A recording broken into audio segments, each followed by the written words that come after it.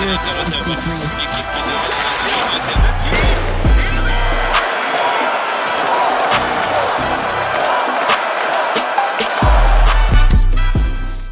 there and welcome to the Gazette's weekly Hockey Inside Out show. I'm Stu Cowan of the Gazette, joined by my regular partners here, former Canadiens teammates and 1986 Stanley Cup champs Chris Nilan and Rick Green.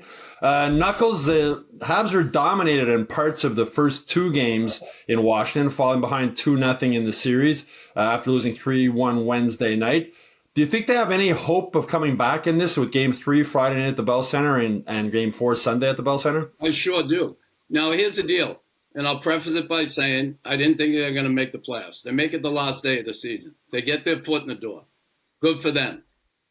Proud of them for doing that. They stuck to it. They won some games we didn't think they were going to win, and we saw them come back. They were a little streaky during the year, right? They had those losing streaks. We were worried about them defensively.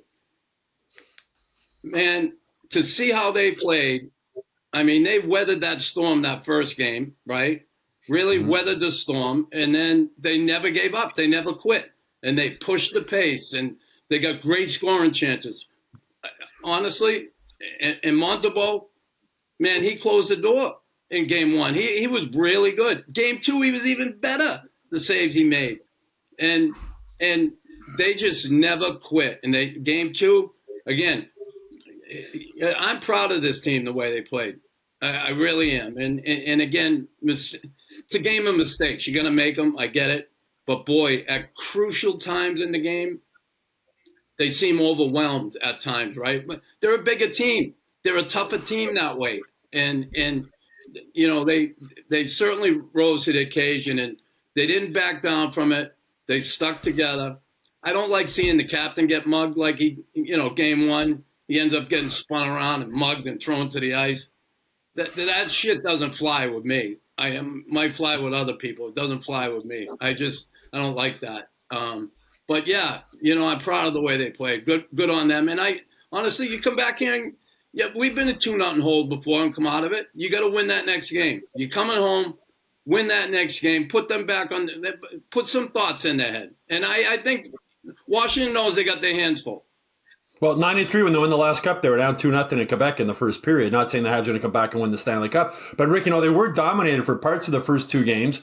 But they could have won Game 1 definitely. And they came so close to tying up Game 2. Do you think they can carry that forward and maybe home ice helps get them back in the series? Well, like Nuck said, you got to give them full marks because they did compete and they did find a way to make it close. And, it's coming down to breaks a lot of times. But when I look at the overall picture here, I'm not totally in love with what I see happening with the battles, the one-on-one battles, their ability to shore up their defensive zone play. I know we've talked about it a number of times before, but I thought Washington took full advantage right from the forecheck to cycling the puck, and I sensed a lot of guys were a little confused as far as their job and responsibility goes. And I thought Washington was really effective in, the offensive zone to do kind of what they wanted to. But it all comes down to, being able to win more of the battles that they're not winning enough of. And, they're in there right to the end. And again, Montembeault standing on his head, making those timely saves. Whether that will continue, we hope so.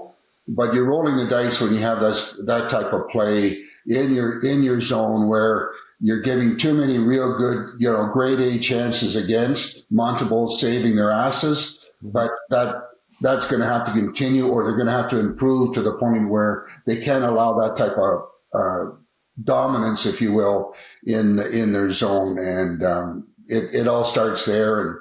And I'm quite sure that they're going to be talking about it and find a way. Great to come back to the Bell Center. We know that the fans will be up and ripping, and the home team seem to be doing really well with their, if you look around the other series, the home team seems to be having some success. Let's hope that the Canadiens can get out to a lead and, put a little bit of doubt into the Caps' mind and, throw them off a little bit. And it's going to be interesting. Knuckles, you've said many times this season the Canadiens need more men. And there was times in the first two games where it looked like men against boys. Is that something that Kent Hughes is going to have to address moving forward? Yeah, for sure he is. Come on. I'm going to sound like I'm a smart ass, and I will be, but sometimes they look like the lollipop kids out there. And there's nothing wrong with having small players, but if you insulate them, and listen, I'm sure they have that in their mind moving forward. They need some size because you can see the difference in certainly this playoff series when it comes time to really finish your body checks every shift, finish guys, and and again, the Habs are trying, but the matchups are almost too much for them at times, right? Their quickness and speed can help, but I'll go back to defensive zone coverage. When you look at the goals that were scored, if you're playing man on man, you better have your fucking man. Mm-hmm. And not get on the weak side of him and let him, like the OT goal. Yeah, Laine Hudson. Coming off the wall, he lost Ovi. And the other defenseman, Gooley, rushes out, and Beauvillier is right behind him. He gets a point-blank shot. Like, you can't do that. You got to front that guy. Because you're hoping that a forward would be the guy to be in front. No, I'll get there. No, but when you're playing man on man, you got to mock your guy and take him. That's Gooley's guy. And he went by him. He comes back. Hudson loses Ovi, and it's over. Game over. The other one, and the OT goal in the first game. Hudson lost. That's the one we're talking about. Sorry. Last night, Savard lost McMichael. He lost him. He was on the inside of him. He comes out with the puck. He comes around the net, gets a great scoring chance. The goalie saves it, and then he throws it at the net. It hits Savard, goes in the net. Hello. And then the 2-0 goal, I'll blame on a forward, okay? And it'll be, that's in game one. 2-0 goal. They got numbers coming back. There's a line change. Newhook's kind of like spreading his legs coming back through the middle. And the two defensemen, Carrier and Matheson, are looking at a 3-on-2, but Newhook's in a spot where he can adjust to someone. And he has to show the defenseman, I'm going to drop off and take that wide guy. Instead, and this is what I don't like, back pressure, back pressure, back pressure. No, take the right freaking guy. And he goes and he screws up Carrier by going on the puck carrier. They left one guy wide open. Now Matheson's in a 2-on-1 situation. And they pass it through, and the guy's alone in front. They score. Hello. So that's the forward's fault, not the D. But on the other two goals, it was defensemen. And you got to call a spade, Greeny. Stop sticking up for defensemen. Well, Rick, one play, the play with Savard that Knuckles is talking about, him and Struble were both behind the net. I know that drives you crazy, right, as a former defenseman and former coach? Well, if you're going to go there, you better make sure that the puck doesn't exit or the man doesn't exit. But, in all fairness, I do on occasion agree with Knuckles on, their ability to contain in the zone, in the man-on-man type of breakdowns, and the type of system that they're using. Washington is really abusing it, and I find that they're really having a hard time because the bottom line is, yes, they have good character, but physically they're not able to contain to make this really effective in their defensive zone, and the result being that they get on the wrong side of the puck, and they end up doing a lot of chasing because they're not being able to contain these guys. And Washington are really good at it. They're big and they're strong and they're very effective. And, that being said, I'm a strong believer when you come down, push comes to shove, make sure you're protecting the areas that are critical, and the other areas you don't worry about so much. But I'm sure they're going to address those areas. And, collectively, defense, forwards, we've seen before, when they're on the same page, they can be effective. But one thing they have to improve on is their ability to compete and find a way to battle these big caps, because right now I find them being abused from the standpoint not being able to beat guys one-on-one. Go back and look at the goals. Take a look at them. I mean, you'll see it. It's obvious. And again, it might seem like we're hopping on this. But this is what's beating them. This is what's beating them. Well, the man and boys thing, Knuckles, are you surprised that Marty St. Louis didn't dress Xhekaj for game 2? Listen, no, I'm not. You know why? Because there was a public outcry for it. The media was wanting it. And I think Marty's going to be like, they're not going to sway me. You know, if I have my mind made up, I have it made up. And, you know, who knows? Maybe they'll put him in. I don't know. I love him. Wow. If you were coaching, you'd put him in there, Knuckles, I would think. Yeah, I would. I mean, come on.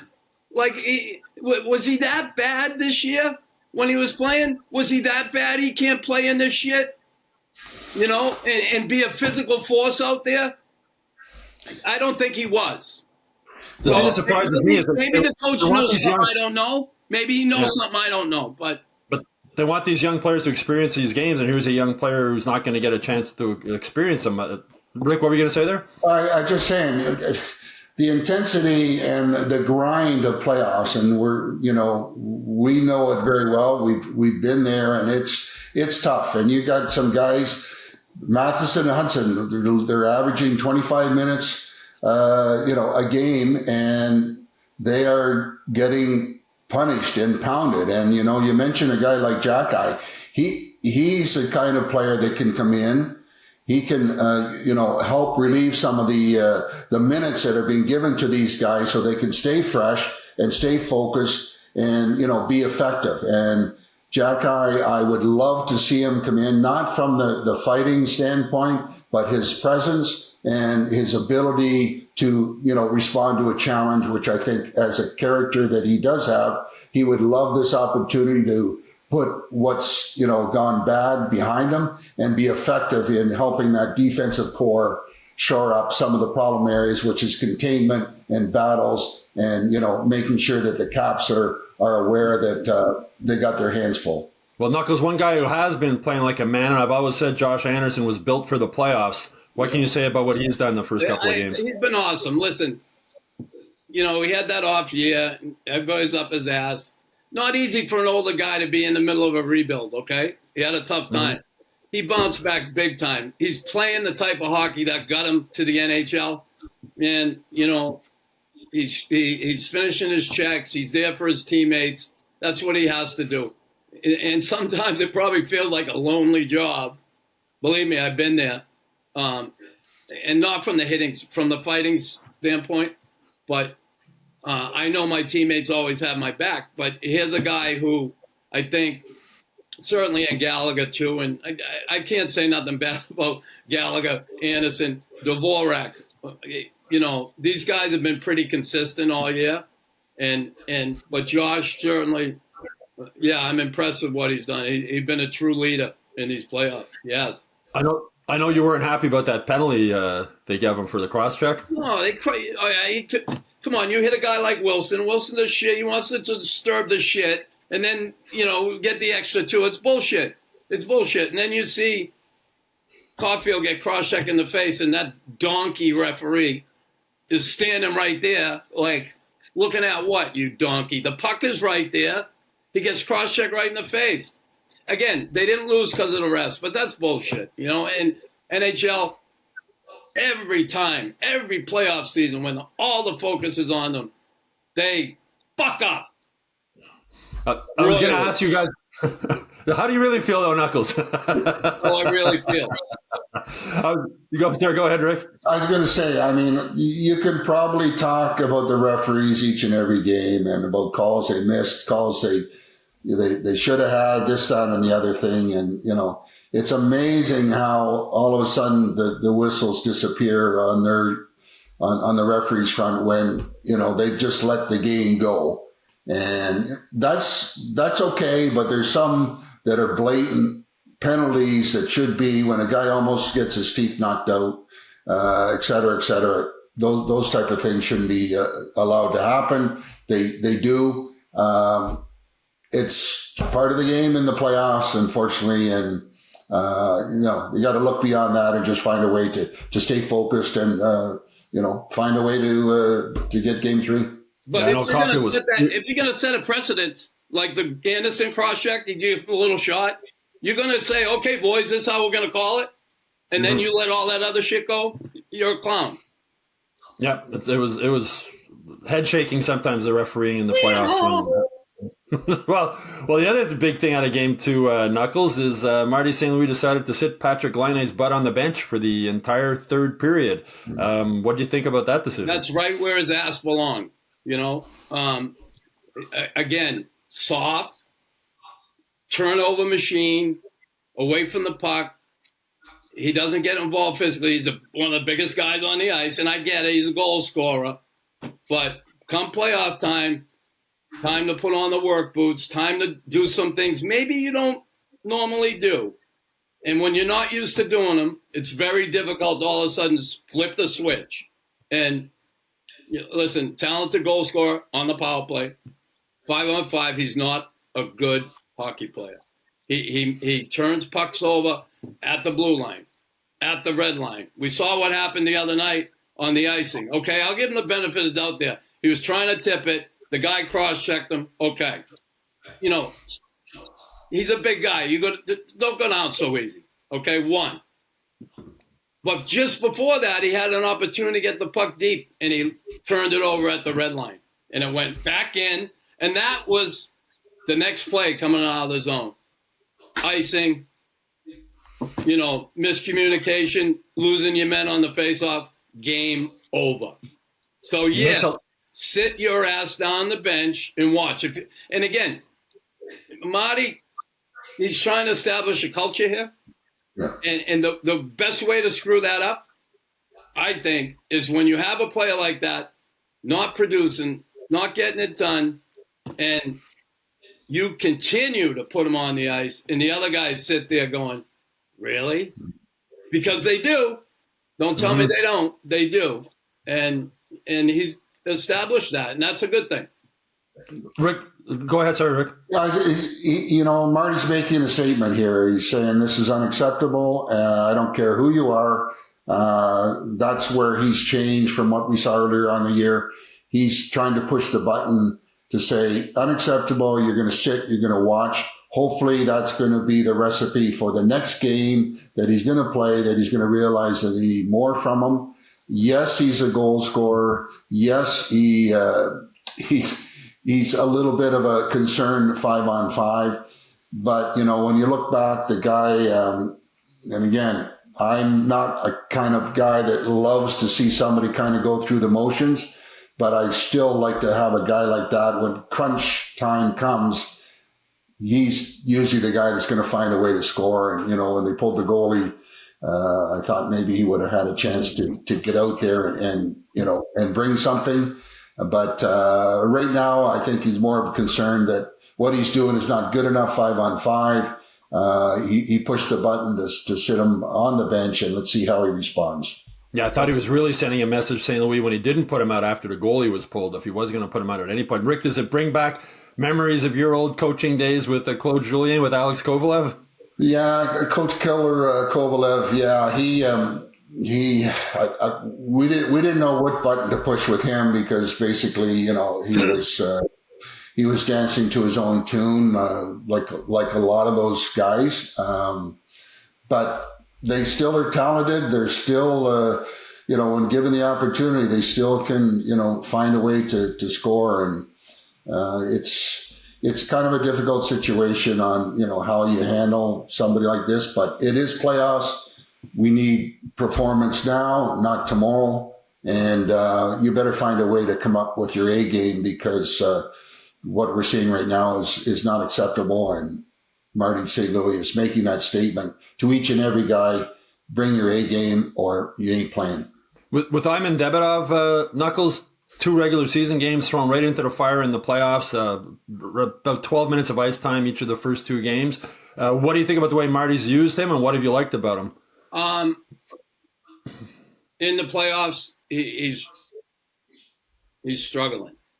Listen, this is like he's 19 years old, right? He's a 19-year-old kid. Listen, I'm not. I get all that, but it's going to help him moving forward. There's no question.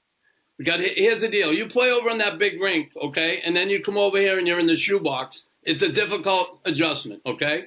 They don't hit over there like this. They don't play physical like they do over here.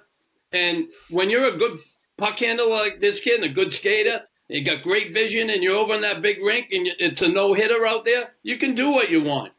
You can't do it here all the time. So right now, I liken his situation to be laying on a beach in Thailand, okay, with his girlfriend, and all of a sudden, here comes a tsunami. And like he's overwhelmed out there right now. And I get it. It's not because he's not trying. It's not because he can't do it. It's going to take him time. And when you're thrown into this situation, man, I remember my first playoff against Minnesota. They put me on the road. They put me in there, and I'm like, geez, the crowd, everything, and the physicality. I'm like, geez, this is different than the regular season. And there's a big adjustment. And, this kid coming over here, just all the changes in his life, and he's in this situation now, the bright lights, the physicality, the craziness. God bless him. This is a great experience, and you wait. Give him next year in the league. He's going to do great things. I really believe he will. But this is tough right now. I think he highlights, though, Rick, just the difference in regular season and playoffs, because the 2 regular season games, his skill really stood out. Like, you noticed them. And then playoff level, I mean, how do you describe just the this playoff regular season of playoffs? It's night and day. I mean, yes, his first taste, the NHL, Chicago, Carolina, regular season, and end of the season. Not that it meant a lot for the opposition, and he responded really well. And I think that he'd be the first one to say, "Wow, what a difference! The switch has been turned. Playoffs is all about a grind. You're playing, every other night, and the intensity and the physical play and everything that goes with it, the focus, the pressure, a lot of things get, magnified 100-fold. And it's all about, performing under pressure and finding a way to be your very best. And there's a young kid that's got a bright future. He's getting a taste of, playoff hockey at an early stage of his career. And it's nothing but a bonus for him to experience. And, he's going to be a good player, and it's just going to be a matter of time. But I'm sure that he's going, wow, playoff hockey, this is the real deal. Well, Knuckles Uri-Slafkovsky also getting his first taste of the playoff hockey. What have you thought about the way he's played? He's here and there. I think I'd like to see him finish more checks. He's gotten some shots on that. He got 9 shots in 2 games. Sometimes a little pokey, checky, but